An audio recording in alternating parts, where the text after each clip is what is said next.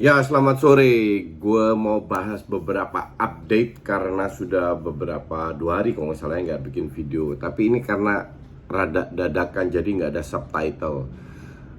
Terutama masalah FIFA yang bikin gue agak shock, agak kaget. Tapi setelah gue pikir-pikir, sebenarnya nggak heran juga. Ini FIFA nggak ada kerjaan selain bikin turnamen. Terus ya udahlah bikin aturan-aturan yang apa biar ribut. Terus gue nggak tahu apakah didukung banyak FA. Kan kita tahu bahwa banyak FA itu tujuannya hanya menjilat FIFA sehingga mereka seolah-olah terlibat lah. Tapi dikit banget FA yang berani melawan FIFA. Dan gue rasa sekarang ini harusnya dilawan. Kalau nggak, gue nggak tahu sepak bola ini mau kemana. Jadi mereka usulkan ada perubahan. Oke, kalau kita bicara perubahan itu kayak kalau kalian masih ingat ya, silver goal atau golden goal masih bisa diterima, atau karena pandemi ini tiba-tiba pergantian pemain bisa 5 pemain. Ini perubahan yang kecil-kecil atau menerapkan goal line teknologi VAR. Ini perubahan kecil-kecil yang meningkatkan permainan tanpa menyentuh aturan yang sebenarnya sudah lama ada. Nah, sekarang FIFA ini hebat, mau ngikutin futsal. Artinya aturannya berubah, contoh mainnya 2 kali 30 menit tapi bersih. Jadi kalau bola out waktunya dimatiin. Tapi itu jelas bukan tugasnya wasit, karena wasit nggak bisa ngitung gituan atau nggak ada waktu. Jadi pasti tugasnya di ruang VAR lah, kasarnya begitu. Jadi kalau bola out mati. Terus nggak ada throw in lagi, tapi ditendang kayak futsal. Waktu mati itu kayak futsal juga. Kalau futsal kan 20 menit. Terus pergantian pemain unlimited. Nah ini, pada saat lu melakukan pergantian pemain unlimited, yang jadi korban ya klub-klub kecil yang nggak bisa membeli pemain banyak, yang tidak punya bench bagus. Karena kalau lu udah melakukan pergantian unlimited, di bench itu ada berapa sih? Ya sekarang kalau nggak salah 11 juga kalau nggak salah. Anyway, kalau dulu kan 8. Gue nggak ngerti perubahan dirubah terus. Kalau nggak salah sekarang 11. Kalau lu bisa bermain dengan 22 pemain, yang untung kan tim-tim kaya, tim-tim punya duit.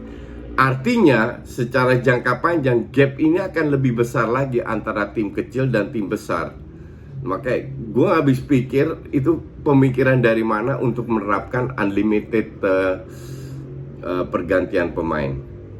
Terus kartu kuning 5 menit dikeluarin 5 menit. Itu aturan futsal zaman dulu di Belanda diterapkan seperti itu. Terus apalagi? Nah ini yang kira-kira penting lah. Kick in, pergantian pemain, ya. Ini yang penting untuk di Twitter ada yang bilang, kan kalau kita lihat berapa puluh tahun yang lalu nggak ada perubahan. Jadi dengan majunya teknologi ini udah bukan merubah lagi. Ini udah merusak. Udah kalau gue bilang sih ini udah merusak artinya sepak bola seperti apa, bukan perubahan. Cuman gue nggak tahu pemikiran di balik ini, apakah ini diminta oleh klub-klub kaya biar ujung-ujungnya mereka aja yang juara, biar tidak ada kejutan lagi. Karena kalau mereka aja yang juara, ratingnya lebih tinggi, TV rights-nya lebih baik dijual, ujungnya income, lagi-lagi duit. Tapi ya sudahlah, inilah kenapa gue selalu bilang dukung ESL untuk ngelawan UEFA dan FIFA. Sebelumnya kita kan dengar 2 kali, kemungkinan besar akan jadi 2 tahun sekali turnamen ini. Kalau 2 tahun sekali, artinya bentrok dengan UEFA pasti 2 tahun sekali juga. Jadi setiap tahun ada turnamen besar. Ini pemain bukan robot, dan ujung-ujungnya ya banyak cedera, sama kualitas liga akan menurun kalau diforsir seperti ini. Tapi ya, kalian kan mayoritas ngelawan gue waktu gue dukung ISL. Nah sekarang siap-siap terima, jangan komplain. Kalau gue punya hak untuk komplain karena gue selalu ngelawan yang namanya UEFA dan FIFA. Karena gue tahu isinya seperti apa dan tujuannya apa. Kalau kalian pro ya, kalau perubahan-perubahan ini lu terima aja. Terus sedikit transfer update, si Varane mau ke MU. Ada yang tanya apakah cocok? Ya cocok-cocok aja. Varane cocok karena baru gue lihat bahwa datanya dia kuat dengan bola atas. Ini kembali lagi soal data ya. Dia boleh kuat dengan bola atas dan gue percaya banget soal itu. Tapi bukan berarti dia bisa membangun serangan kan. Kan intinya itu. Kalau lu lihat, kalau seandainya di MU itu kan Maguire yang biasanya naik, Lindelof nggak. Kalau dia tetap stay di belakang masih oke. Jadi nggak usah neko-neko, bertahan aja lah kayak Lindelof lah, kasarnya begitu. Kalau kita lihat Varane itu top-topnya dia itu 2-3 tahun yang lalu dan sebelumnya itu top-topnya dia. Tapi tahun lalu semenjak dia ditinggal Ramos, pada saat Ramos cedera atau nggak main bareng, itu performanya ngedrop banget. Jadi Madrid di UCL hancur, timnas Prancis hancur, di Liga juga nggak juara. Itu dia punya kontribusi. Jadi kalau dibilang dia hebat, ya dia bagus. Tapi apakah dia masih hebat seperti yang dulu? Enggak. Kalau gue bilang sih enggak. Cuman kembali lagi, ada hebat atau tidak kan lihat dia harganya. Harganya 40 juta untuk gue make sense. Jadi pembelian Varane 40 juta is a win-win. Win untuk Madrid, win untuk MU. At least 40 juta nggak di bench terus kayak Van de Beek. Intinya begitu. Nah, terus ada yang protes soal Ben White 50 juta. Iya, 50 juta itu pada saat ini kemahalan. Sama kayak kita lihat waktu beli Fred 60 juta, ya kemahalan. Tapi kita menilainya kan setelah setahun.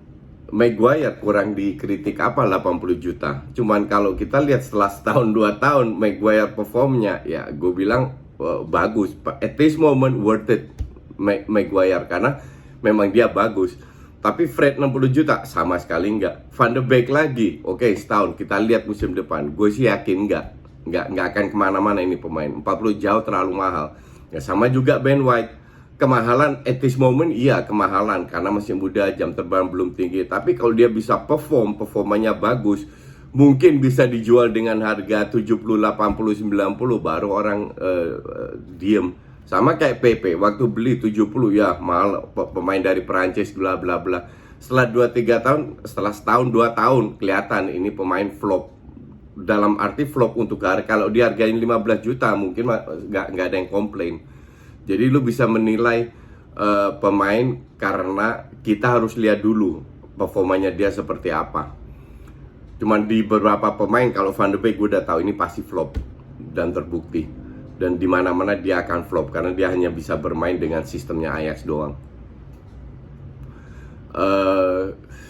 Arsenal borong pemain. Kemarin Tavares main. Ini Tavares 8 juta harganya, 11-12 sama Tierney.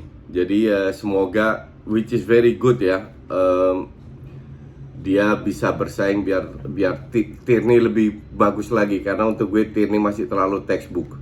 Dia harus belajar, mereka harus belajar dari Luke Shaw, cara wingback yang benar, timing yang tepat, kapan harus keluar, kapan masuk ke dalam. Dan Tierney belum menguasai itu. Nah, Tavares nggak jauh beda kalau gue lihat di match pertama kemarin. Semoga berubah lah. Terus beli juga siapa namanya, ya Ben White, Tavares, yang akan masuk itu Lokonga, kiper kaptennya Anderlecht, dia posisinya DM. Dan yang fans Arsenal berharap itu Aouar sama Locatelli, dan semoga bukan Maddison karena menurut ya orang kan bilang Maddison, dan gue selalu bilang dan itu tidak berubah, Maddison itu mediocre. Kalau harganya cuma 10-15 juta, maksimal 20 juta masih oke. Tapi 50 juta udah gila aja. Dan kayaknya itu cuman gosip karena Fabrizio bilang nggak ada negosiasi sama sekali. Apalagi nggak ada lagi sih. Nah, ya satu berita mungkin kalian tidak tidak begitu perhatikan. Jadi Van Dijk ini marah, Sergio Van Dijk, karena di Daily Mirror, koran Inggris, digosipin bahwa pemain tidak setuju dengan kehadiran Louis van Gaal sebagai pelatih baru. Ternyata tidak ada pemain yang mengatakan itu, maka dari itu Van Dijk marah terhadap ada salah satu wartawan Inggris. Dan kalau mau gosip, coba yang lebih berkelas dikit, disindir gitu sama Van Dijk. Jadi gosip itu tidak benar. Oke, sementara itu aja dulu. Ntar kalau ada yang seru-seru kita bahas lagi. Thanks for watching.